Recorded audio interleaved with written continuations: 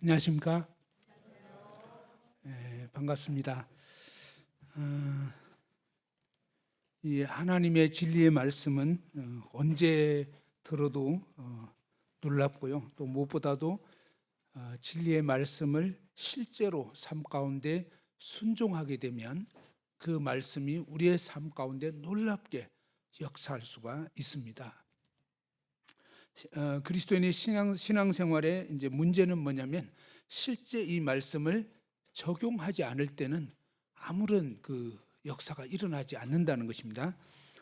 주방에 소금통에 많이 있어도 음식할 때 소금을 넣지 않으면 맛이 어떻게 되죠? 맛이 없어요. 그죠? 이 소금은 맛을 내게 해줍니다. 소금이 만일 맛을 잃으면 무슨 소용이 있겠냐 했잖아요.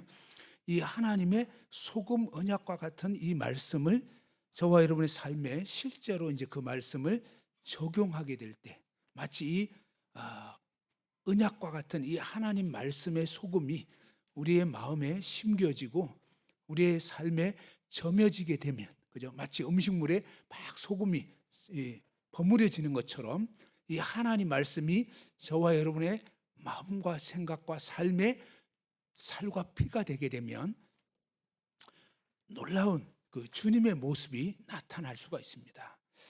사탄 마귀는 우리로 하여금 우리를 속입니다. 그래서 저와 여러분의 생각이 참 잘못된 경우가 많다는 걸 아셔야 됩니다. 이 사탄은 우리를 굉장히 위해 주는 것 같습니다. 근데 마귀의 말은 맨날 거짓말이고요. 그 마귀의 말대로 하면 완전히 망하는 겁니다. 근데 하나님 말씀은 참 이렇게 안 맞는 것 같아요. 그리고 때로는 참 내 마음을 아프게 해요. 하나님은 나를 완전히 위해 주는 것 같지가 않아요. 근데 이 하나님 말씀을 들어보면요, 우리를 살게 하는 것입니다. 하나님의 진리는 우리를 어떻게 알려주시고 있었냐면요, 지금까지 들었던 말씀은 이제 이 나무 그림에 나와 있는 것처럼 탱자나무 같은, 저와 여러분 모두는 탱자나무, 가시나무, 그죠? 떫은 감나무, 한마디로 태생이 다 이 죄 가운데 우리는 아담의 유전한 죄를 받고 태어나서 살아왔습니다. 그래서 이 볼펜으로 치면은 무슨 색깔의 볼펜과 같다고요? 시꺼먼 색을 낼 수밖에 없는 그런 죄인이었다는 것입니다. 저와 여러분은. 그런데 약간은 종류가 좀 다른 것 같습니다. 뭐냐면 완전 시꺼먼 죄인이 있고 좀 덜 시꺼먼 죄인이 있는 것 같아요. 근데 완전 시꺼먼 것 같아도요, 여기 하얀 게 좀 있습니다. 도둑놈도 양심이 있다고요? 뭐 약간 버티기는 하는데 뭐 거기서 거기입니다.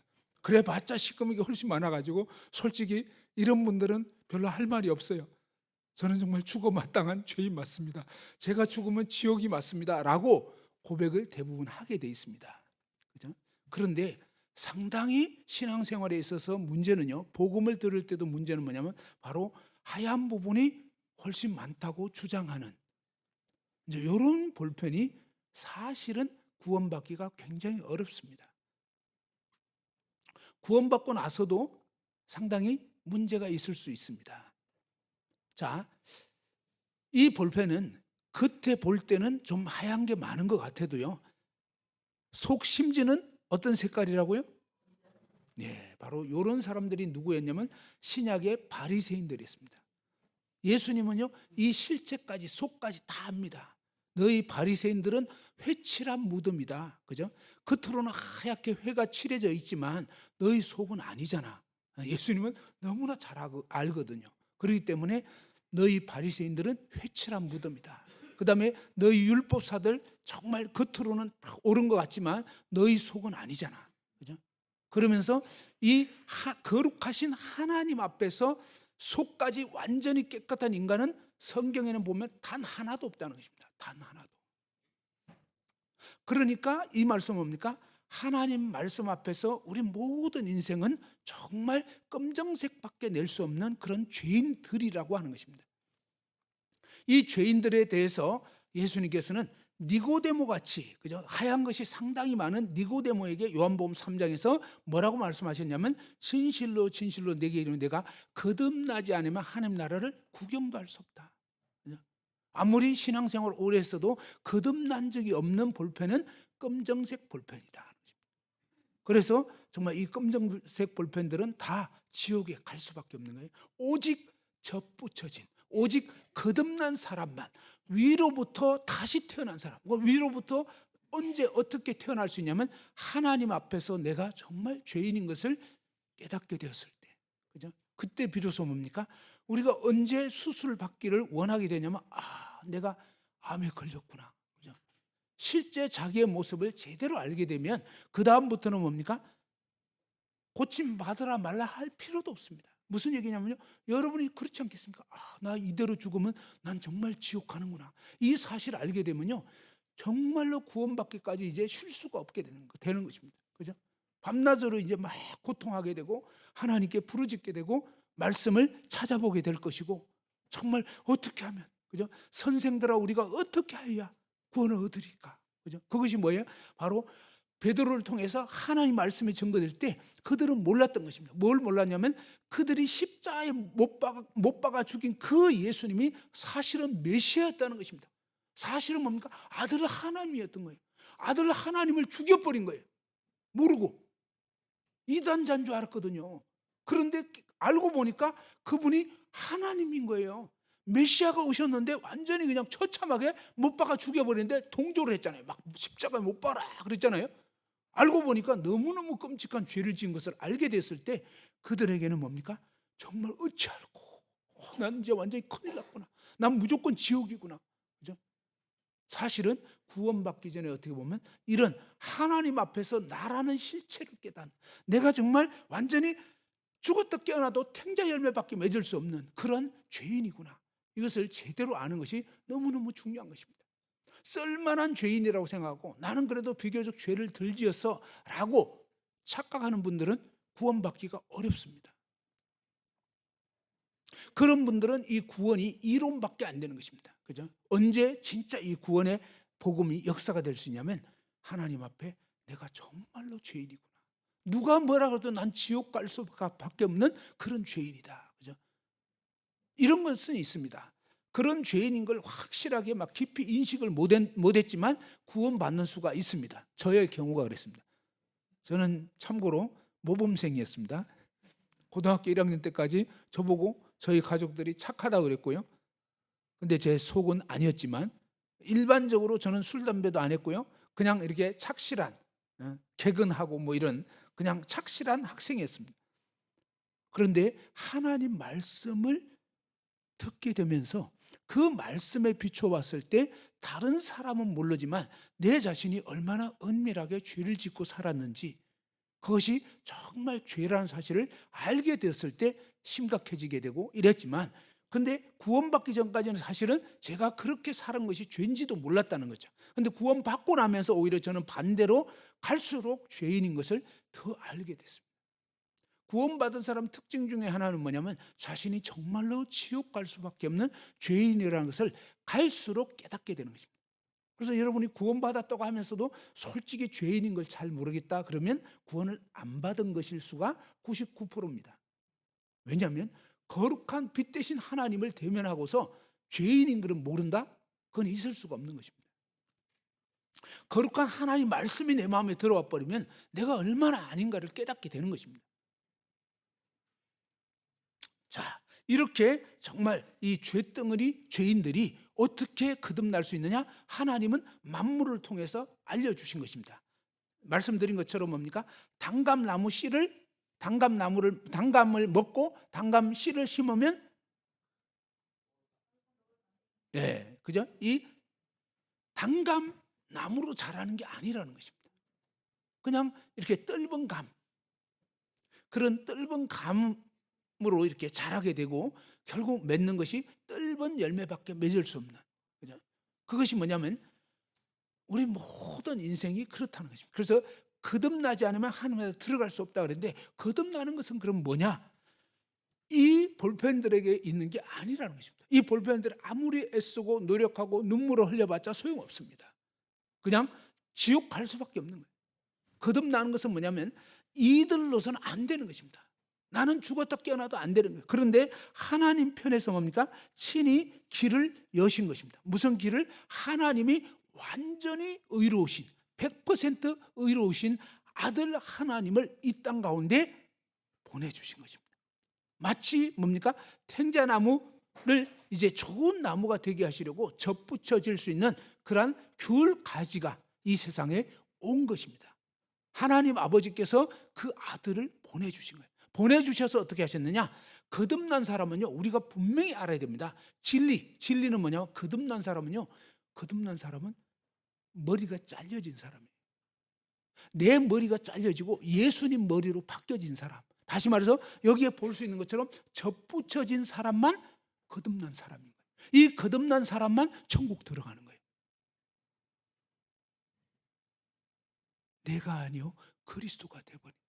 그죠? 이 거룩한 말씀이 내 마음에 들어와 버려가지고 정말 나는 그리스도와 함께 끝났구나. 그리스도께서 이제 나의 주, 나의 하나님이시구나. 그죠? 그것이 어떤 측면에서는 그분께서 정말로 내 죄를 사해 주셨구나. 이게 마음으로 믿어지는, 이 복음이 믿어지게 되면요, 진정한 감사가 있게 되어 있습니다.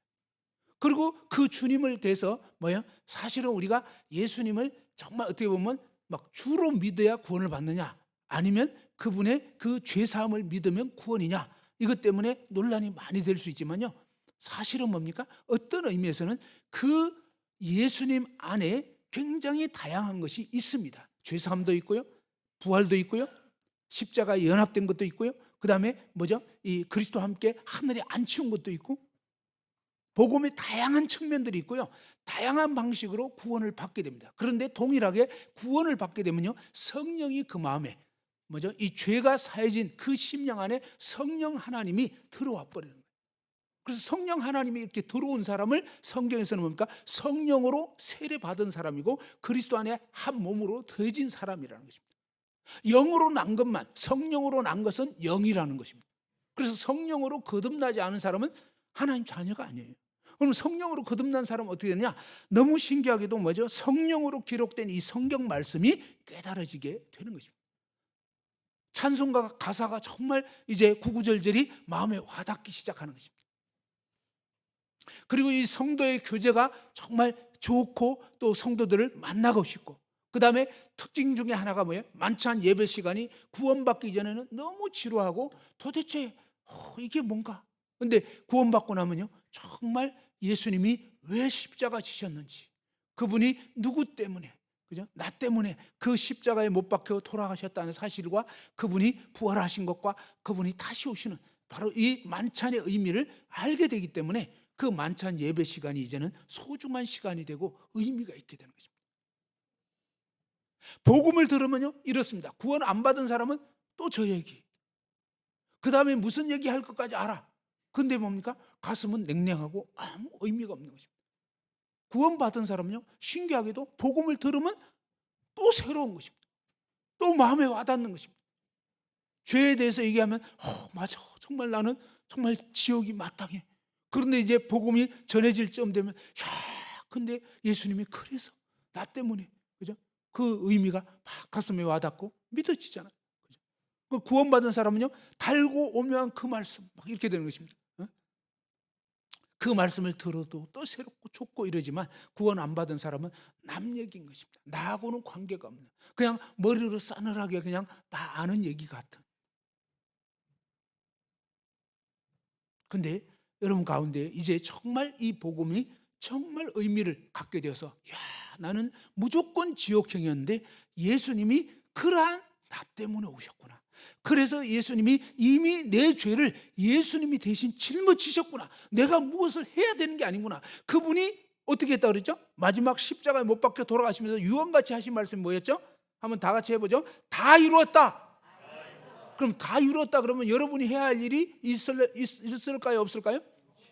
다 이루었다면 아니 저도 할 일을 좀 남겨두시지 이랬으면 좋겠지만 예수님은 다 이루었다는 거예요. 그러면 뭡니까? 그분이 다 이루었다면 우리는 뭡니까? 그 주님의 은혜를 제대로 알고 믿은 사람은 감사합니다. 감사밖에 어떻게 보면 할 게 없는 거죠. 왜냐하면 그분이 다 이루셨기 때문에. 근데 뭔가 내가 좀 해야 될 것 같은 이런 사람은 아직도 주제 파악을 못한 것입니다. 뭘 한다고요? 해봐요. 뭐가 나오는지. 그죠? 죄밖에 나올 수 없는 거예요. 안 돼. 그죠? 그게 아니라는 것입니다. 그 다음에 신앙생활도 마찬가지입니다. 자, 거듭나서 이제 뭐죠? 접붙여졌잖아요. 자, 이렇게 접붙여졌어요. 놀랍게도 뭡니까? 부활하신 예수님은 믿는 성도 누구에게나 이제 그분이 들어가실 수가 있는 거예요. 그래서 각자가 이제 뭐죠? 예수 그리스도로 접붙여진 사람이 그리스도인인 것입니다. 과거에 좀 덜 시꺼먼 죄인이든 과거에 정말 숭악한 죄인이든 그리스도 안에 들어오면요 관계가 없는 것입니다. 왜? 그리스도께서 그 모든 죄악을 담당해 주셨기 때문에. 그리고 놀라운 사실은 뭡니까? 이렇게 접붙이고 나면, 자, 접붙이기 전에는 탱자나무, 가시나무였습니다. 그런데 이제 접붙이고 나면 무슨 나무가 될까요? 근데 왠지 탱자나무하고 귤가지하고 접붙여졌으니까 탱귤나무 아닐까요? 자, 탱귤나무입니까? 귤나무입니까? 예, 놀라운 사실은요, 탱귤나무 아닙니다. 그냥 귤나무예요. 이게 무슨 얘기냐면 우리는 과거에 죄인이었습니다. 누가 봐도 죄인이었습니다. 그런데 예수 그리스도의 이 구속, 예수 그리스도께서는 다 갚았다. 내가 너의 죄를 머리끝부터 죽을 때까지 발끝까지 모든 죄악을 예수님이 다 갚아버린 거예요. 진짜. 그랬기 때문에 죄가 사해져 버린 것입니다. 깨끗하게 씻겨져 버린 것입니다. 그 다음에 또 놀라운 것은 갚아져 버린 것입니다. 그분이 정말 어마어마한 대가를 지불하신 거예요. 나 같은 죄인을 위해서 뭡니까? 하나님이신 그분께서 인간으로 오셔서 대신 죽어주신 거예요. 그분이 지불하신 값은요, 우리 인간 다 합쳐도 그분은 하나님이시거든요. 어떻게 보면 하나님이신 그분의 죽으심으로 저와 여러분 모든 죄가 완전히 갚아진 거예요. 완전히. 갚고도 남음이 있는 거예요. 진짜. 자, 그렇게 됐기 때문에 예수 그리스도의 그 속죄로, 그 은혜로 저와 여러분은 완전히 의롭다함을 받은 자가 된 것입니다. 정당하게 값이 지불됐기 때문에 정확하게. 왜 이렇게 하셨느냐? 그리고 자, 농장 주인은 이렇게 접붙였는데 왜 접붙였겠냐 하는 것입니다. 자, 탱자나무를 잘라내고 귤가지로 접을 붙였어요. 왜 접붙였을까요? 예, 탱자 열매와 귤 열매를 반반 얻으시려고? 그게 아니죠. 뭐죠? 예, 귤 열매를 얻고자. 이게 뭐예요? 저와 여러분의 거룩한 삶입니다. 하나님의 진짜 뜻은요, 그거예요. 무슨 얘기냐면 우리 거듭난 그리스도인은 죄와 짝할 필요도 없고 짝할 이유가 없는 그런 존재라는 거예요. 사실은 죄와는 이제 관계가 없는 그런 존재로 하나님은 우리를 뭡니까? 탱자나무였지만 이제는 탱자나무가 아니라 귤나무로 바꿔주신 거예요. 그리고 하나님의 뜻은요, 우리로 하여금 날마다 귤 열매를 맺기를 원하시는 것입니다. 날마다 뭐예요? 성령의 9가지 이 열매, 성품의 열매가 맺혀지고, 그 다음에 뭡니까? 우리를 통해서 믿지 않는 영혼들이 주님께로 인도되기를 원하는.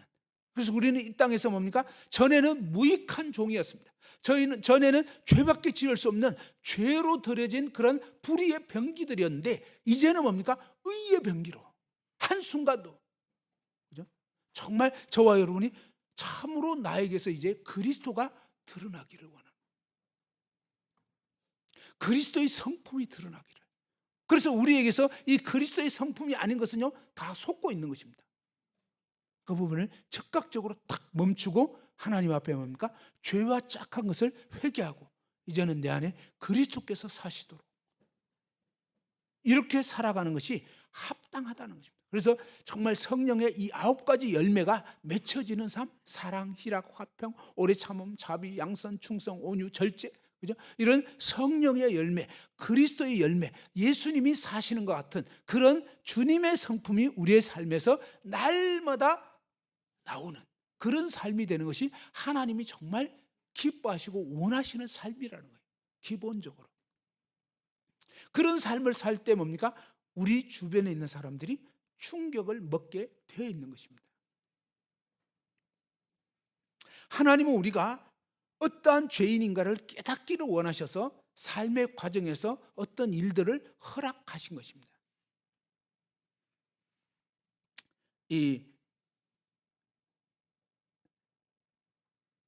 저희 교회에 한 자매님의 부모님이 참 선량하신 분들이셨어요. 근데 충청도에 사셨는데 가끔 이제 이 안양 쪽으로 올라오십니다. 그래가지고 이제 그분들에게 복음 전해달라고 제가 복음을 여러 차례 전했는데 좀처럼 구원받지를 않으시는 거예요. 근데 이분들은 이렇게 충청도 분들이라 아주 이렇게 능수버들형이라고 그러잖아요. 들으실 때는 또 이렇게 속으로 귀찮을 텐데도 그냥 내색을 안 하시고 잘 들으셔요. 그리고 그러면 저도 이제 속게 돼요. 이제 오늘은 믿으셨나 보다 이랬는데 나중에 알고 보면 전혀 아니야. 그냥 이렇게 능수버들처럼 이렇게 바람 부는 대로 왔다 갔다 하신 거고 끝난 거예요. 그런데 뭐가 문제인가 했을 때 이분들은 너무 착한 분들이야. 그래서 죄인인 것을 깨닫지 못하니까 구원을 필요로 안 하게 되는 겁니다. 자, 오늘 독감 걸리신 분 한번 손 들어보세요. 독감 걸렸다. 없어요? 네, 요즘은 독감 걸리면 또 교회를 안 나오시더라고. 마스크하고 나오시는 것도 괜찮아요. 자, 그러면 독감을 혹시라도 걸린 분이 있다면 어때요? 이 독감이라고 해서 독한 감기라는 거잖아요. 일반 감기보다 훨씬 센 겁니다. 자, 독감 약은 누구에게 필요하겠죠? 독감 걸린 분에게. 그죠? 자, 독감에 걸린 사람 먹으면 척박으로 나올 수 있는 약을 제가 여러분에게 드린다고 하면, 그리고 여러분에게 드시라고 한다면 나는 먹겠다 한번 손 들어보세요. 참 희한한 분들이네. 다시 한번 질문해 보겠습니다. 독감 걸린 분 손 들어보세요. 저기 독감 걸린 분 있어요? 네. 자, 독감 걸린 분은 어때요? 독감 약 드리면 좋겠죠?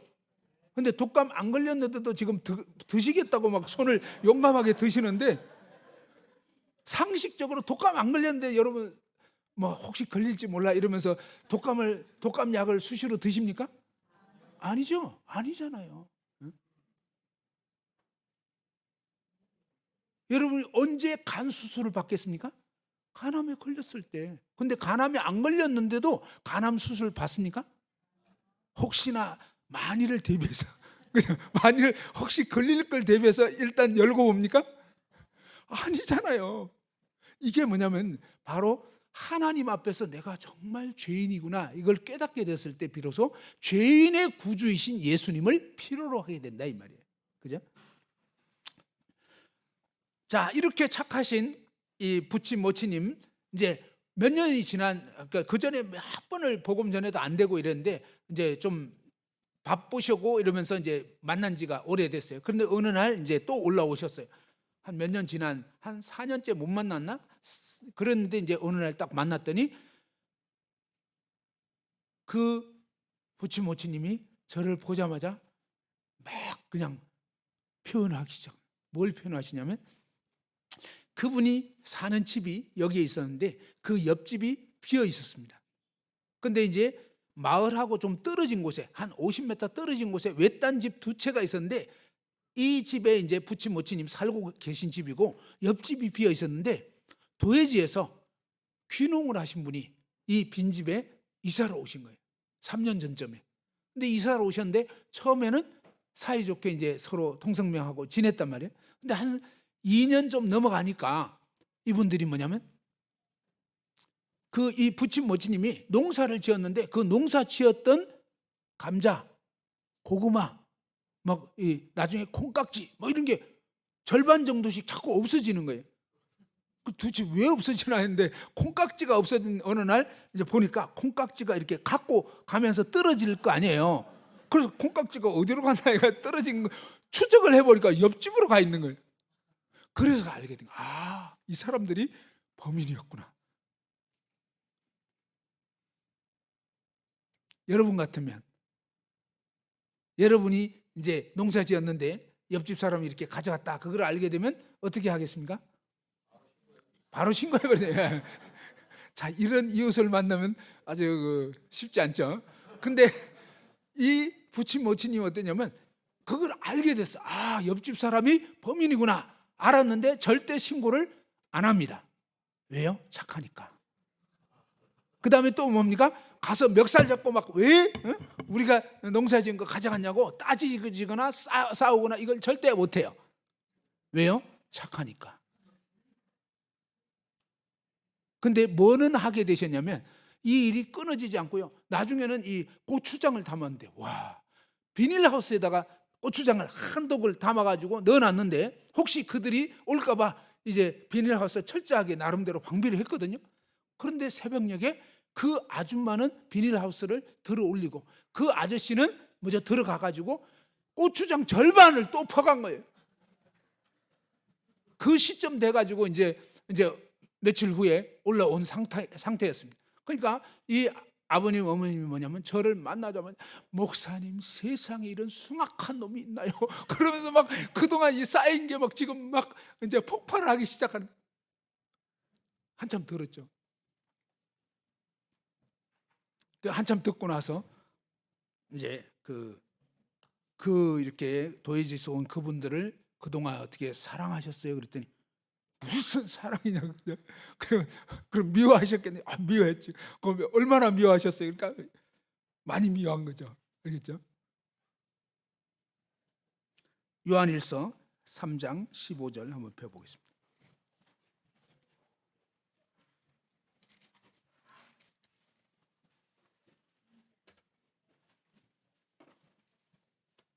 신약성경 요한일서 3장 15절입니다. 다 같이 한번 390페이지입니다. 요한일서 3장 15절입니다. 다 같이 읽어보십니다. 시작.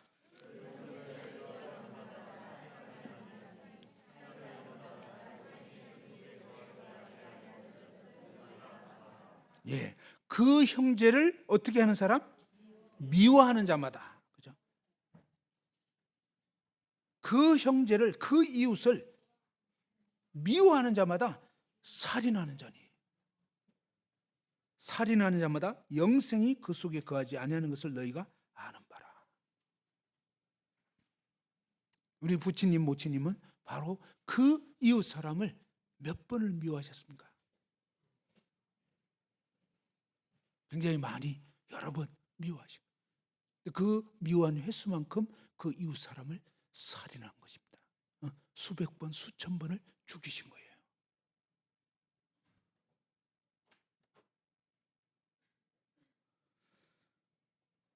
성경은 그렇게 말하고 있는 것입니다. 성경은 이유 여하를 막론하고, 그죠? 이웃을 미워하면 살인입니다. 사탄은 우리에게 너가 정당한 이유가 있잖아. 그거는 아닙니다. 이유가 있어도 뭡니까? 바로 하나님께서는 우리에게 미워하는 것은 이건 마귀에게서 난 거예요. 하나님의 성품이 아니라고요. 근데 이 부친님과 모친님의 말씀 드렸을 때 모친님은 깨달았어요. 와, 내가 그 이웃 사람을 지금까지 수백 번, 수천 번을 죽였구나. 그러니까 너무너무 충격을 먹고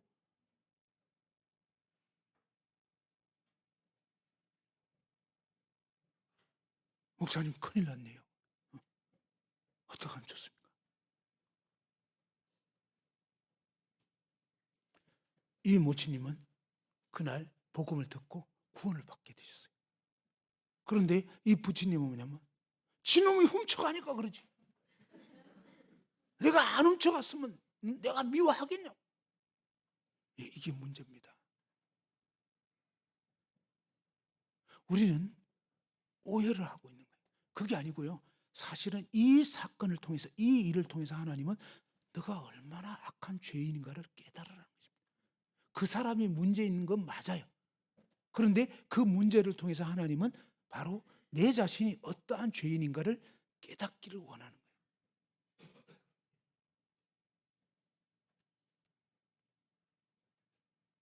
너무나 감사하게 수년이 지나는 동안에 이 부친님은 만날 때마다 그놈이 훔쳐가니까 그러지 이렇게 했었어요. 그런데 그러던 몇 년 후에 어느 날 나도 정말 악하구나. 그 사람을 미워한 것이 정말로 살인죄구나. 그것을 이제 오랜 시간 후에 깨닫게 됐어요. 그러면서 감사하게도 이 부처님도 이제 죄인인 걸 제대로 깨닫게 돼서 구원을 받게 됐어요.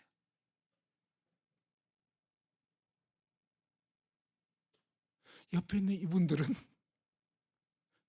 이분들은 이 착하신 아버지 어머니가 구원받을 수 있도록 1등 공신들이에요. 이분들이 아니었다면 이 부친 모치님은 구원 못 받는 거예요. 스토리가 이상하게 같지만 우리는 이 은인들에 대해서 별로 기분이 안 좋아. 그게 문제라는 거예요. 하나님은 은인이라는 거예요. 은인. 원수가 아니었다는 거예요. 그분들이 아니었으면 내가 이 악한 죄인인 걸 어떻게 알겠냐고. 그리고 이 악한 죄인인지를 알지 못하면 어떻게 구원을 필요로 하겠냐고. 인생이 그렇게 돼 있는 거예요. 야곱은 외삼촌 라반에 대해서 사실은 감사해야 돼요. 라반이 아니었으면 자기가 얼마나 이 남 등쳐먹는 거, 형 속인 거, 이게 얼마나 가슴 아픈 일인지 추억도 몰랐을 거예요.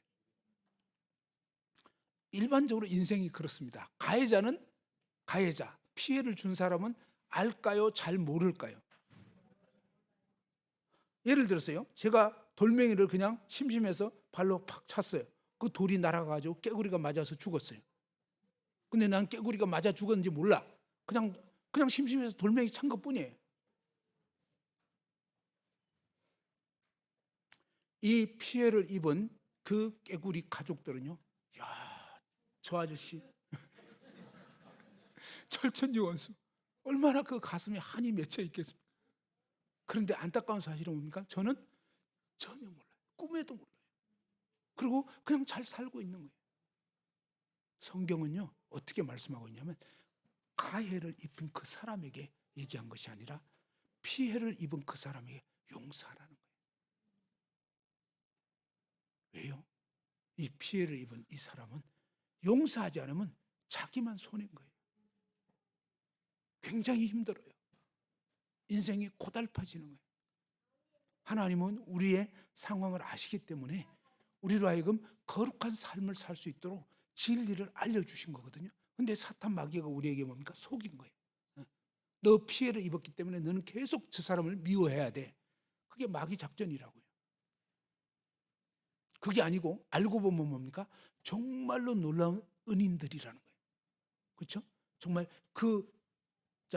이제 그렇게 훔쳐간 이분들을 통해서 이 부친 모치님이 구원을 받았어요. 그래서 지금 모임 생활 잘하고 계십니다. 참고로. 근데 이 도시 아줌마가 옆에서 아직도 그 버릇을 못 버리고 계속 또 훔쳐가고 막 이러면 이번에는 뭘 해야 되겠습니까? 이번에는 신고해야 되겠습니까? 자, 한번 따라줍시다. 원수를 사랑하라. 예. 자, 원수를 사랑하려면 원수가 없으면 사랑할 수 있을까요? 없을까요? 없는 거예요. 하나님 말씀은 원수가 있으니까 원수를 사랑하라는 거예요. 알겠죠? 그런데 원수가 나타나기 전까지는 원수를 사랑할 수가 없는 거예요. 그렇잖아요. 주변에 친구들만 있으면 원수를 사랑하는 말씀은 적용할 기회가 없는 거예요. 그런데 이 원수가 옆집에 있잖아요. 멀리도 안 있어. 가까이 있습니다. 보통. 그죠? 이 원수들을 통해서 뭡니까? 원수를 사랑하는 걸 배우는 거예요. 주님은 어떻게 하기 원하냐면 이 겉옷을 뺏어가려고 하면 속옷까지 주라는 것입니다. 이분들은 뭡니까? 농사 지을 때마다 가져가기를 원하잖아요. 그렇죠? 아니, 이웃 사람들. 그러면 뭡니까? 차진반납을 하는 거예요. 알겠죠? 차진반납. 고추장 담았어. 그럼 절반을 떼가지고 뭡니까? 이번에 고추장 담았는데 참 맛있는 것 같아요. 잘 된 것 같아서 참 같이 먹었으면 좋겠다 싶어서 가져왔습니다. 알겠죠? 감자 농사 지었으면 미리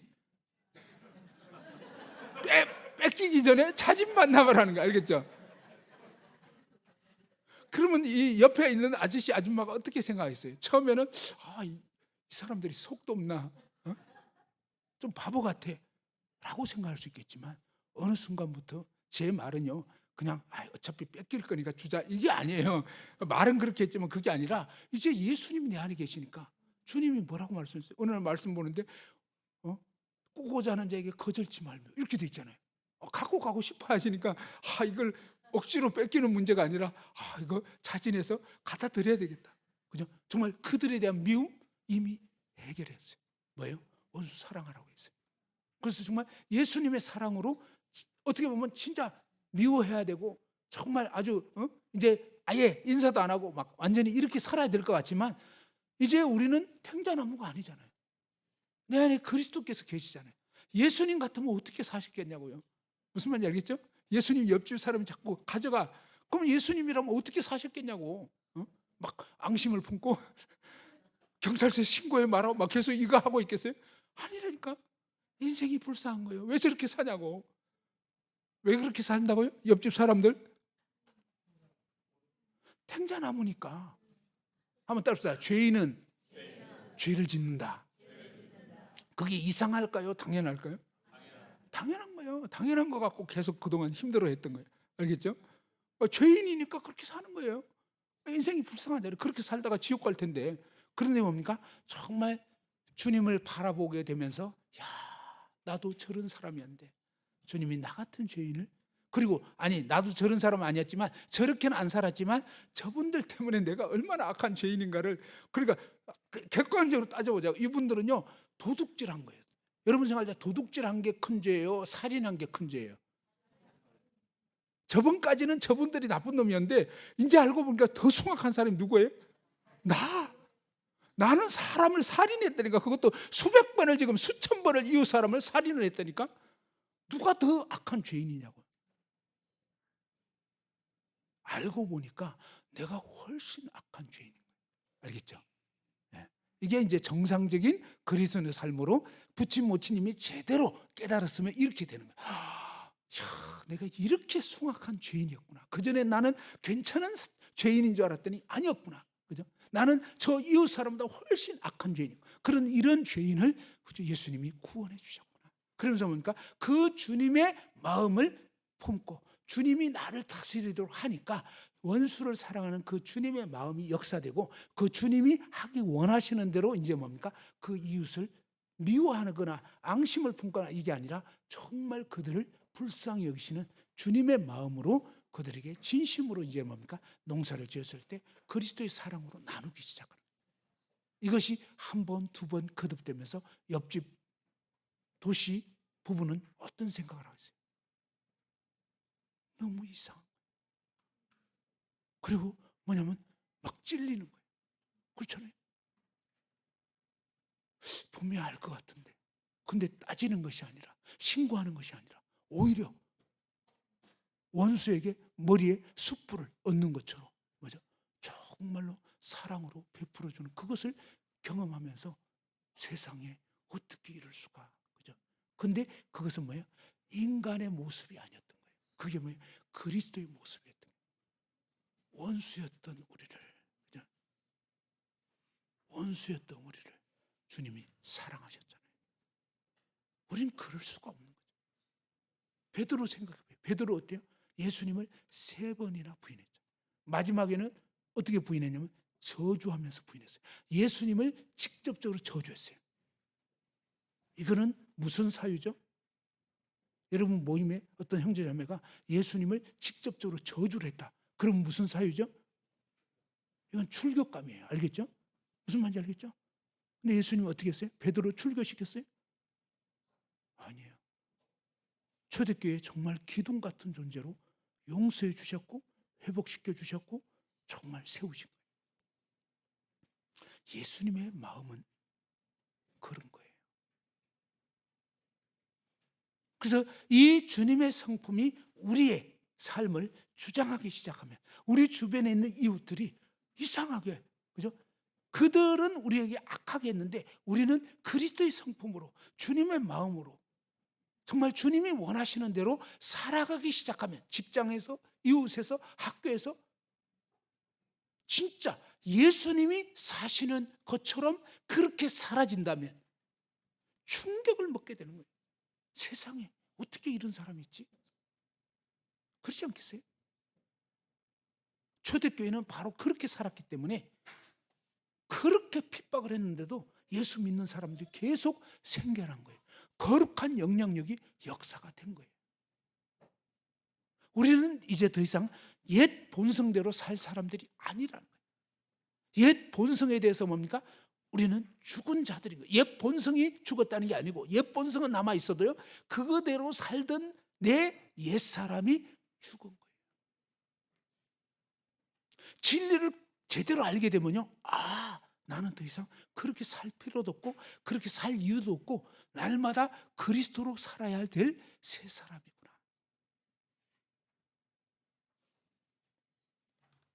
그래서 바로 이 도시 아저씨 부부는 나의 구원을 위해서 하나님이 예비한 놀라운 그러한 분들이었고, 그 다음에 뭡니까? 구원받고 끝나는 것이 아니라 나의 성장, 바로 이제 성령으로 사는 삶, 옛 본성대로 사는 삶이 아니라 정말 옛 경우대로 사는 것이 아니라 그냥 따지고 같이 싸우고 이게 아니라 정말 그들은 나에게 악을 행했지만 뭐예요? 주님은 그들에게 선을 베푸신 거예요. 로마서 5장 6절에 보면 우리가 연약할 때, 우리가 아직 죄인 되었을 때, 우리가 아직 원수 되었을 때, 나는 주님을 대적했고 주님을 못 박아 죽였는데 주님은 나를 용서해 주셨고 여전히 사랑해 주셨고 기도해 주셨잖아요. 그리고 그 배신할 제자들을 발을 씻어 주신 거거든요. 우리는 몰라서 상대방을 그래도 좀 사랑하잖아요. 예수님 입장 같으면 어떨 것 같아요? 요놈들이 이제 조금 있으면 나 한 명도 빠짐없이 다 배신할 사람들이야. 배신자들을 발 씻어 주는 거예요. 진짜잖아요. 우리는 어쩌면 몰라서 서로 사랑할 수도 있는 것 같아요. 미리 알았더라면 조금 있으면 나를 배신 때릴 사람이라는 거 알면 하겠냐고요. 주님은 다 알고도 주님은요 사랑이신 거예요. 우리에게 이 미움이 나를 지배하는 거, 이건 거짓인 거예요. 아니에요. 정말 오직 사랑. 그죠? 근데 이 사랑을 또 오해하면 안 됩니다. 사랑은요 거룩한 거예요. 사랑은 그냥 죄를 그냥 봐주고 이게 아니에요. 죄는 죄예요. 하나님은 누구보다도 죄에 대해서 철저하게 갚으신 분이셨어요. 아들이실지라도 뭡니까? 인류의 죄를 예수님이 담당하게 되셨을 때 아버지께서는 철저하게 갚으신 거예요.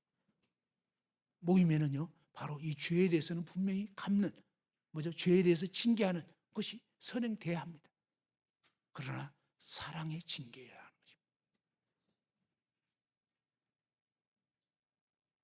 처벌의 징계가 아니라 사랑의 징계. 주님 우리를 사랑하기 때문에 우리를 아끼시고, 사랑하기 때문에 참 따끔하게 혼내키고, 그죠? 그러시는 거예요.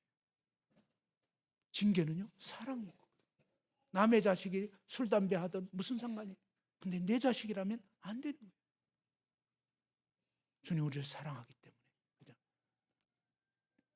그래서 그분 때문에 정말 내가 얼마나 악한 자이고 내가 얼마나 본성대로 살고 싶어하는 존재인가를 깨닫게 되면서 주님 앞에 엎드리게 돼요. 주님, 정말 저 이웃이 또 훔쳐갔습니다. 정말 힘듭니다. 신고할까요? 이러고 있는데 주님, 원수를 사랑해라. 그죠? 원수를 사랑. 어떻게 하죠? 너 이번에 고구마 농사 지었잖아. 고구마 엄청 맛있던데 어떻게 해야 되겠니? 갖다 줘야 된다고요? 그건 좀 곤란한데요. 네가 살래? 내가 살래? 알겠습니다, 주님. 그동안은 제가 살았지만 이건 제 삶의 사전에는 도저히 헷갈리지만 주님 뜻대로 하겠습니다.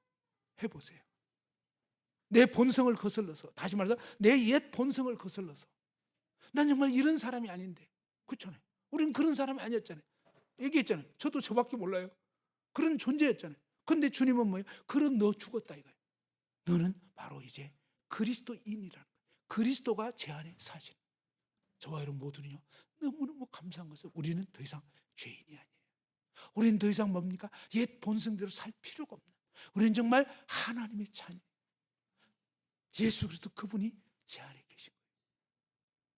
하나님은요 저와 여러분이 다 이 거룩한 새 사람으로, 새 성품으로 살기를 원하시는 거예요. 그러려면요 어떻게 하냐? 그러려면 그분 앞에 나아가야 돼요. 그죠? 그냥 내 생각대로 살려고 하면 너무 힘들어요. 안 돼요. 그죠? 내가 막 참고 애쓰고 이거 백날 해도 안 됩니다. 그게 아니고 주님 앞에 솔직히 얘기해요. 주님 앞에. 그럴 때 뭡니까? 주님이 진리를 깨우쳐 주시는 거예요. 옛날 같으면 이렇게 했을 거예요. 옛날 같으면. 그런데 뭡니까? 주님이 멈추게 하시고 주님께 나아가게 하시고 주님을 묵상하다 보니까 야 이게 아니네. 이거 완전히 내 옛날 방식으로 하려고 했는 거네. 그러면서 뭡니까? 주님의 그 마음이 먼저 나를 녹이는 거예요. 내가 어떠한 자일 때 주님이 나를 위해서 죽어주셨는 거야. 그래서 그 주님의 마음이 역사가 되면서 이제 뭡니까? 내 옛 본성대로가 아니라 새 성품대로 주님이 원하시는 뜻대로 이제 순종하기 시작하면 저와 여러분 안에서 거룩한 그리스도의 성품이 역사되는 것입니다. 그리고 뭡니까? 그 소금 언약 같은 주님의 말씀을 순종하여 나아가기 시작하면 역사가 일어나는 것입니다. 믿는 그리스도인들을 통해서 정말로 진짜를 보게 되는 거예요. 세상이 감당할 수 없는, 야 얘네들은 욕해도 선을 베푸네, 그죠? 그것이 막 역사가 될 때 비로소 뭡니까? 그리스도의 모습을 세상 사람들이 보게 되고 충격을 먹게 되는 것입니다. 이 깜깜한 어두운 세상, 이기적이고 자기밖에 모르는 이런 세상 가운데 정말 진짜가 나타나는 것입니다. 진짜인 그리스도가 우리의 삶을 통해서 사시도록. 근데 이것은요, 놀라운 것은 저절로 그냥 되는 것이 아니라 새 사람인 저와 여러분이 옛 본성대로 살 거냐, 새 본성을 따라 살 거냐, 성령의 충만함을 받아서 성령의 인도하심을 따라서 말씀을 순종할 거냐, 아니면 내 논리적인 계산과 경우와 이치를 따지는 옳고 그름대로 살 거냐, 요거거든요. 옳고 그름대로 살면요 전쟁밖에 안 일어납니다. 제가 결혼했을 때 정말 그렇더라고요. 대부분의 결혼한 부부들이 처음에 어떻게 삽니까? 항상 내가 옳은 거잖아요. 그죠? 저쪽의 행동이 좀 아닌 거거든요. 그래서 상대방의 행동을 바꾸려고 하고요. 상대방을 바꾸려고 하면 어떤 일이 일어나죠? 네, 그날로부터 전쟁이 선포되는 것입니다. 그러면 저쪽도 가만히 있나요? 반격이 시작되죠. 그래서 이 부부가 피 터지게 싸우는 거예요. 주님 말씀은 어떻게 있습니까? 주님은 남편에게 뭡니까? 아내를 죽기까지 사랑하는 거예요. 아내를 죽기까지 사랑하면요, 그 말씀을 순종하면 문제될 게 있을까요? 네, 아내가 식당에 핸드폰 놓고 왔대요. 그래서 자, 아내의 이 실수는 어떻게 할 기회가 될까요? 남편이 죽기까지 사랑하는 것을 보여줄 수 있는 놀라운 기회인 거예요. 근데 그걸 가지고 반대로 하는 경우는 칠칠지 못하게 그냥 정신 똑바로 안 차리고 그냥 핸드폰을 그렇게 두고 오냐고, 이렇게 하는 것은 그리스도와 정반대로 사는, 옛 본성대로 사는 거예요. 근데 뭡니까? 그래요? 기다려 보세요. 그래서 핸드폰 찾아와 주고, 그게 아내를 사랑하는 거거든요. 아내는 또 어떻게? 아내 보고는 하나님이 뭐라고 얘기했죠? 남편을 어떻게 대하라고요? 네. 나 대하듯이 대하라고. 예수님은 죽게 하듯 하라. 야, 우리 자매님들이 남편을 죽게 하듯 하면 세상이 뒤집어지는. 가장 어렵죠. 왜요? 날마다 보잖아요. 남편이 얼마나 문제가 있습니까? 없습니까?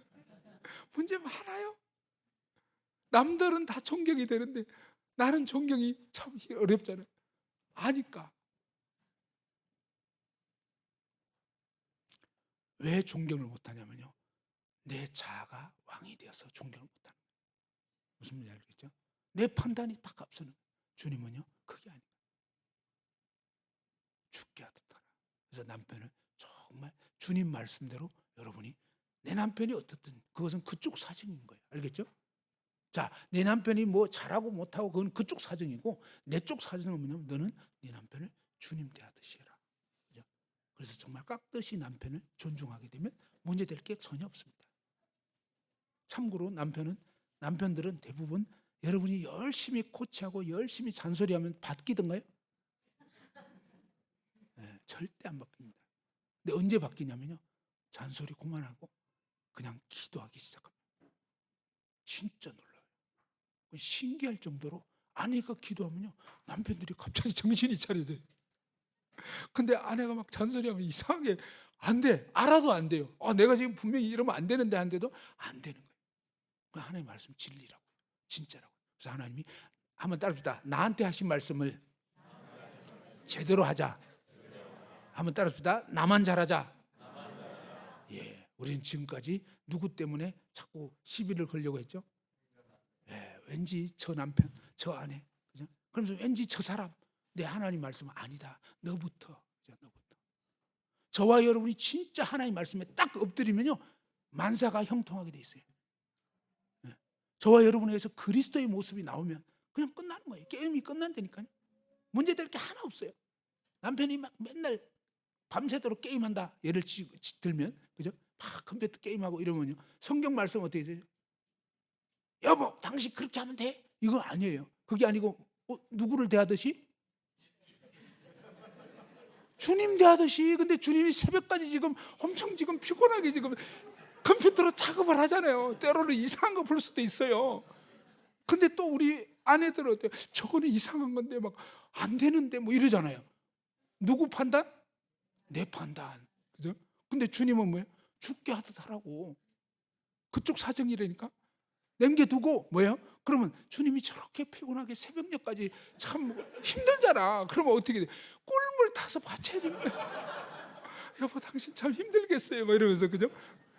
그리고 아로나민 골드 뭐 이런 거 있잖아요. 좀 피로 회복제 갖다 드리고, 그죠?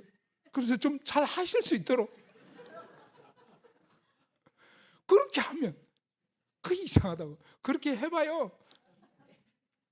몇 번만 해보면요, 남편들이 이상하게 아무 말도 안 했어요. 그죠?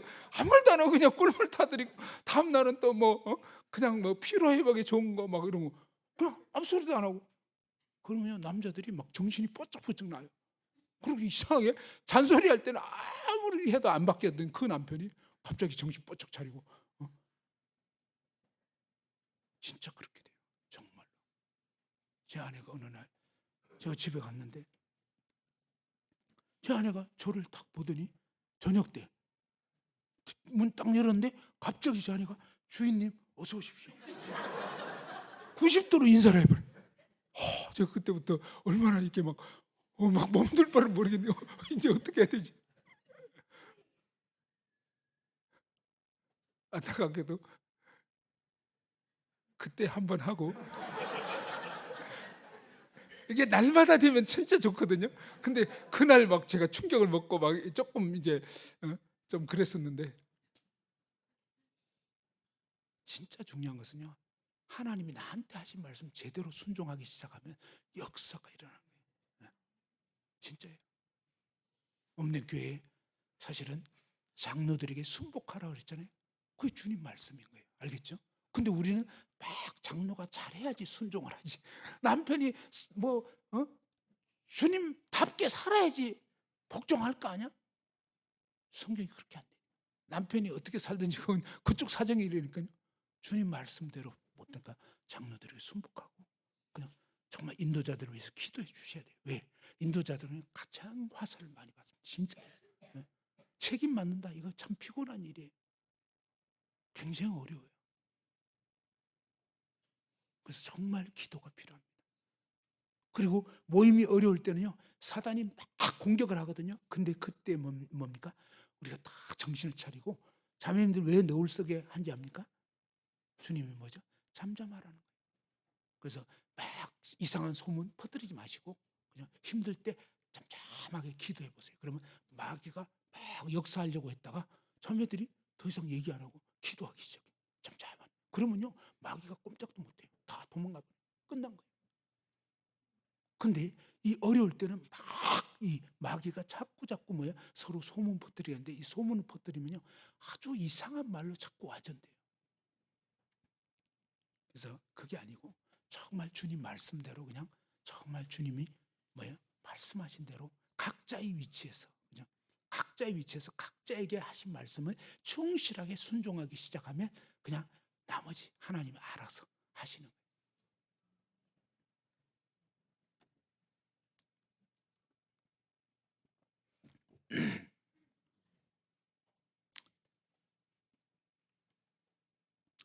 성경에서는요, 용서하라고 이렇게 말씀하셨는데, 제가 그 예전에 참 그래서는 안 되지만 안타까운 일이 있었습니다. 제가 결혼하고 났는데 제 이 육신이 있잖아요. 탱자나무. 이 본성이 없어진 게 아니거든요. 근데 저는 탱자나무는 아닌데 탱자나무의 본성은 남아 있는 거예요. 그래서 모임에 어떤 자매님이 이렇게 좀 끌리는 거예요. 나도 그러고 싶진 않은데 그런 본성이 있더라고요. 그 자매님 좀 고상했어요. 제가 고상한 자매를 좋아하나 봐요. 그리고 약간 이쁘장했어요. 제 눈에 안경이지. 근데 분명히 말씀드리지만 저는 제 아내를 사랑합니다. 그건 사실인데 이상하게 이 육신에서 자꾸 이상한 자극이 온다 이 말이에요. 그래서 제가 1년에 한 번 정도 제 아내에게 그 자매에 대한 얘기를 얼핏 했어요. 그때마다 제 아내가 표정이 좀 싸하게 굳어지고 별로 기분이 안 좋아하더라고요. 근데 결혼 7년째 저는 좀 끈질긴 데가 있습니다. 좀 이렇게 오래 가요. 그래서 매년마다 이렇게 한 번씩 언급을 하다가 7년째가 됐는데 그 7년째 된 어느 날 제가 이제 예배당에서 볼일을 보고 있었는데 그 자매님이 딱 나타난 거예요. 오후 6시 정도. 근데 이 자매님이 뭐 이렇게 교회 볼일이 있어서 뭔 일을 하다가 나가시면서 뭐라 하냐면 형제님 식사하셨어요? 이러는 거예요. 아직 6시니까 저녁 식사 아직 먹기 전이었어요. 아직 안 했는데요. 그랬더니 식사하러 가실래요? 이러는 거예요. 제가 그때는 얘기를 안 했지만 곧바로 대답을 했습니다. 가죠. 제 아내에게 차마 그 말까지 못했어요. 곧 따랐으니 갔어요. 근데 예배당 옆에 어떤 음식점에 가서 밥을 먹었어요. 우리의 대화는 참 건전했습니다. 참고로 전혀 이상한 대화 없었습니다. 그리고 이제 식사 마치고 나왔는데 뭐 그렇다고 해서 손을 잡았거나 뭐 이런 건 전혀 없었어요. 아주 깔끔했어요. 근데 먹고 나서 딱 나오는데 음식점에 이렇게 남녀가 나오는데 부부는 아니야. 근데 이 상황이 되면서 왠지 뒷꼭지가 캥기는 거예요. 누군가가 교회 지체가 봤으면 아니 장진이 왜 저 자매하고 왜 음식점에서 나오지? 단둘이? 그것도? 이렇게 얘기를 할 것 같은 그게 괜히 캥기는 거예요. 한번 따라합시다. 캥기는 일을 버리자. 그건 죄입니다. 뭔가 깨름직한 거? 이거 아니에요. 그래서 캥겨가지고 그 다음에 근데 저는 어떠냐면 당일 보고의 원칙을 갖고 있었습니다. 이런 일이 있으면 항상 아내에게 며칠 묵혔다가 얘기하는 게 아니고 당일로 보고하는 거예요. 당일로. 그래서 그날 저녁에 이제 식사도 마치고 나서 이제 아내에게 이제 자려고 하는데 얘기를 했습니다. 여보 오늘 사실 이런 일이 있었다고. 그 자매가 예배당 와가지고 가면서 이렇게 밥 먹었냐 해가지고 안 먹었다 그랬더니 식사하러 가려냐고 해서 그냥 밥을 먹긴 먹었다. 근데 먹고 나니까 나오면서 약간 캥겼다. 그때부터 제 아내가 싸해지기 시작하는데 와 진짜 이제 정말 북극남극이더라고요. 굉장히 이제 뭐냐면 아주 싸해지면서 굉장히 그 어려움이 됐었는데 근데 이제 빨리 끝내라고 하는 것 같아요. 근데 참 이 부부 사이가 진짜 이렇게 싸늘해지니까 정말 어렵더라고요. 그러니까 부부가 이렇게 헤어지면 남남이라고 하더니 진짜 막 그걸 느꼈어요. 야 완전히 이렇게 막 북극과 남극으로 냉기류가 흐르기 시작하는데 저 느낀 거 내가 이거 잘못한 것 때문에 이렇게 그냥 아내와의 사이가 이렇게 벌어지게 됐구나 싶으니까 여보 미안해요. 내가 잘못했어요. 했는데 제 아내가 그리고 제가 뭐냐면 여보 용서해줘요. 그러니까 제 아내가 용서 못해요. 정말 난 무조건 용서를 받아야 되는데 용서 받을 길이 없. 제 아내가 너무 마음이 상했어요. 막 한강에 퐁당 뛰어들어서 빠져 죽고 싶을 정도로 힘들다고 하는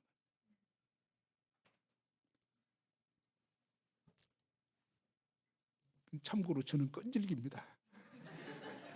한번 용서를 구하면 용서해 줄 때까지. 그래가지고 이제는 잠은 자야 되겠고 해가지고 잠자리에 누웠는데 여보 용서해줘요. 싫어요. 여보 용서해줘요. 안 돼요. 그러기를 새벽 3시 막 4시 가까이 되는데 참고로 제 아내는 이 초저녁 잠이 많습니다. 지금은 초저녁 훨씬 지났어요. 정말 졸리는 상황인데 거의 졸다가 제가 여보 용서해 주세요. 싫어요. 계속 이런 상황이 되는데 나중에는요 정말 너무너무 졸린 거예요. 근데 이 끈질긴 남자가 계속 용서해 달라고 하는 바람에 막판에 보니 에이 용서할게요. 용서할게요. 용서한 거예요. 지금 용서 안 한 거예요. 용서 안 했다 한번 손 들어보세요. 에이 용서할게요. 아니 이 생각해봐. 잘 봐봐요. 에이 용서할게요. 용서 안 했다 한번 손 들어보세요. 솔직히 그 뉘앙스와 이런 걸 다 감안을 해봐봐요. 손 내려보고 용서했다. 예, 이번에는 좀 더 그래도 정답을 많이 맞추셨는데 기분과 상황을 봤을 때는 용서한 것 같아요? 안 한 것 같아요? 안 한 것 같죠? 그런데 뭐라고 했어요? 에이 용서할게요 했죠. 옷가게에서 어떤 손님이 와가지고 계속 그냥 10만 원에 파는 걸 갖다가 자꾸 7만 원에 달라고 하면 아침부터 저녁 때까지 졸라대는 거예요. 질렸어 진짜. 제발 안 왔으면 좋겠어. 근데 절대 안 가. 줄 때까지. 그래가지고 결국 막판에 알았어요 가져가요. 팔았어요 안 팔았어요? 팔은 거라니까. 용서한 거예요 그냥. 근데 너무 놀란 게요, 에이 용서할게 했잖아요.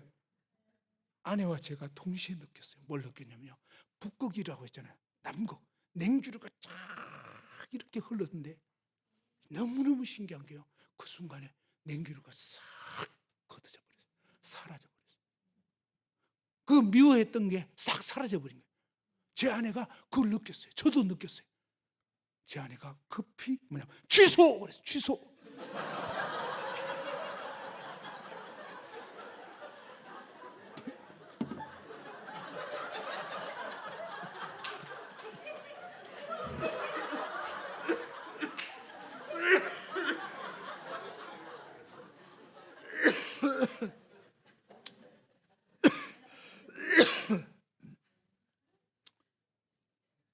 용서하고 싶은 마음이 있었어요, 없었어요? 자, 제 아내가 용서하고 싶은 마음은 눈꽃만큼도 없었던 거예요. 무슨 말인지 알겠죠? 근데 말을 그렇게 해버린 거예요. 에이 용서할게요. 왜? 자야 되니까, 피곤하니까. 에이 용서할게요. 그런데 진짜 용서가 돼버린 거네. 그러니까 그건 아니지. 그러니까 뭐예요? 취소 했는데 여러분 버스 딱 지나가는데 여러분 손 들면 버스가 유턴해서 옵니까? 여러분 태우려고? 절대 안 와요. 가버려. 끝났어 이미. 취소는 없어요. 용서돼 버린 거예요. 용서에 있어서 많은 사람들이 오해하는 게 뭐냐면 감정이 통해 용서를 한다고 생각하는데 그거는 오해입니다. 그게 아니에요. 하나님은 용서하는 감정을 품으라, 감정이 있는 다음에 용서해라 아니에요. 무조건 용서해라. 무조건. 한번 답시다. 무조건 용서하자. 예, 왜요? 예수님께서 우리를 용서해 주신 거예요. 그렇게. 감정으로 따지면 베드로 용서할 수 있나요? 저주까지 하면서 부인했는데 그게 아닌 거예요. 주님의 성품은요, 용서인 거예요. 주님은 우리에게 뭐예요? 용서하라. 이건 명령이에요. 70번에 7번까지라도 용서하라. 알겠죠? 그러니까 상대방이 어떻게 행동했는지 그거 자꾸 곱씹으면서 도저히 저렇게 한 경우는 용서할 수 없어. 아니에요. 그게 아니고 봐봐요. 우리가 거듭난 새 사람들이지만 우리가 영적으로 탁 어두워지거나 육신에 딱 이끌리고, 그죠? 이러면 언제든지 우리는 뭡니까? 정말 죄악된 삶을 살 수 있는 거예요. 거듭났지만 피차에. 그래서 주님은 서로 용서하라. 왜? 우리가 24시간 깨어있고 성령 충만하면 괜찮아요. 근데 그렇지 못하잖아요. 나도 그러지 못할 때가 많고요, 상대방도 그런 거예요. 그래서 주님은 서로 용서하라. 서로. 너무 놀라운 것은요, 우리는 영의 세계를 잘 모릅니다. 왜 하나님이 용서하라고 했는지. 근데 저와 제 아내의 이 상황을 보면서 용서하지 않는 이 마음을 품고 있을 때 사실은 뭐예요? 사탄이 역사하고 있는, 어두운 악령들이 막 활개를 치고 다녔던 거예요. 진짜 부부 사이를 완전히 냉기류가 되게 만들어버리는. 그리고 제 아내에게는 뭡니까? 절대로 저 남자 용서하지 마. 지금 몇 년째야 지금. 이건 아니야. 아닌 것 같죠? 근데 이게 있잖아요. 저도 안 된다고요. 그러니까 안 된다는 게 뭐예요? 저의 옛 본성이 있어가지고. 전 제가 왜 아내에게 얘기했냐면 나 안 그러고 싶어서. 그죠? 그 죄악에 이끌려 살지 않기를 원해서 당일 보고를 한 거예요. 알겠죠? 제 마음은 그런데 이게 참 잘 안 되더라고. 근데 제 아내는 왜요? 마귀는 야, 저 남편은 진짜 안 돼. 이게 한두 번이야? 절대로 용서하면 안 돼. 그죠? 그게 뭐예요? 마귀 말은 그런 거라고. 주님 말씀은 뭐예요? 70번에 7번까지 무한정 용서해라. 그죠? 됐죠? 무한정 용서. 그리고 이 용서가 이러든 저러든 한다고 해버렸을 때 실제로 용서한 거예요. 실제로. 그리고 나서는 이제 감정이 누그러지기도 하고. 근데 너무 놀란 것은 제 아내가 용서해버리고 제 아내가 이제 남편이 또 그러더라도 이제는 정말 주님께 맡기겠다. 그렇게 제 아내가 이제 결단을 하게 됐는데 너무 신기한 게 그러고 나니까 제가 미련이 떨어져 나가는 거예요. 그러니까 주님은 어떻게 보면요. 하나님이 나를 다루시는 거예요. 하나님이 나를 성숙시키려고. 그죠? 하나님의 초점은 사실은 저와 여러분 모두가 옛 본성대로 사는 삶을 내려놓고 끊임없이 뭡니까? 나 따라오려면 자기 부인하고 자기 십자가를 지고 나를 따르라. 그래서 날마다 이제 뭐예요? 내 본성대로 내 어떤 합리적인 이성대로 내 판단대로가 아니라 주님께 나아가는. 그래서 주님께 아뢰보고 이러다 보면 주님의 마음이 역사되기 시작하면 내가 지금 품은 이 마음은 완전 사탄적인 마음이네. 그래서 그것을 딱 내려놓고 이제는 뭡니까? 주님 앞에 자백하는 게 필요해요. 주님, 제가 잘못된 마음을 품었습니다. 잘못했습니다. 그리고 자존심, 우리는 자존심에 대해서 죽은 자인 거예요. 자존심이 죽었다는 게 아니라 자존심 가운데 살던 옛사람이 죽은 거예요. 그래서 자존심은 백해무익한 거예요. 아무 짝에도 소용없어요. 그냥 주님 말씀한 대로 내가 잘못했구나. 형제에게 잘못했구나. 자매에게 잘못했구나. 아내에게 남편에게 잘못했구나. 그럴 때 뭡니까? 하나님 앞에 죄를 자복하고 그 다음에 당사자한테도 내가 그런 마음을 품고 상대에게 흉악한 말을 했다든지 그러면 그것을 용서를 구하시고, 그죠? 그래서 서로 용서해주고 서로 용납하고 그리스도의 사랑이 우리 안에서 역사하게 되면 하나님이 영광을 얻으시는 거예요. 그리고 모임 안에서 안 보이지만 이 활개쳤던 어두운 영들은 뭡니까? 서로를 이간질합니다. 참고로 우리는요 영원히 한피 받은 형제 자매들이에요. 근데 우리는 연약함이 있는 거예요. 그래서 정말 이 주님의 뜻대로 우리가 서로 사랑하면서 남은 때를 정말 마지막 때가 되면요 많은 사람의 사랑이 식어지는 거예요. 그래서 반대로 뭡니까? 정말 이유야를 막론하고 주님 나 사랑했지 않냐. 주님 나를 죽기까지 사랑했기 때문에 저도 이제 형제를 자매를 죽기까지 사랑하겠습니다. 그리고 가장 먼저는 뭡니까? 남편과 아내 사이에 이게 회복이 되고 그 다음에 뭡니까? 교회 지체들 사이에 정말 주님이 이 지체로 해서 죽기까지 하셨는데 그렇다면요 뭐가 문제가 될 거예요. 그죠? 그래서 정말 주님 그동안 그렇게 하지 못한 거 잘못했습니다. 회개합니다 하고 주님 앞에 자백하고 이제 주님이 우리를 이끄시는 대로 주님 말씀을 순종하는 저희 모두가 됐으면 좋겠습니다. 기도하겠습니다.